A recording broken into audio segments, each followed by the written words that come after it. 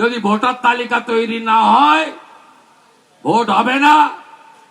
Vote যদি না হয় এমএলএ নির্বাচিত হবে না। এমএলএ যদি নির্বাচিত না হয় মন্ত্রিসভা গঠন হবে না। মন্ত্রিসভা যদি গঠন না হয় তাহলে কি হবে বন্ধু? 2021-এ 5ই মে রাজ্যে সরকার তৈরি হয়েছিল।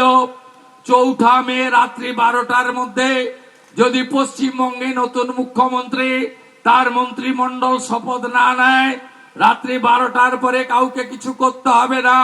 রাজভবনই হবে মালিক, রাষ্ট্রপতি শাসন হয়ে যাবে। কাউকে দাবি করতে হবে না, কাউকে দাবি করতে হবে না। তাহলে আপনার কি? No SIR, no election. আর রাষ্ট্রপতি শাসন হলে সিপিএম তো তাও টিকে আছে, 2-4টে লোক।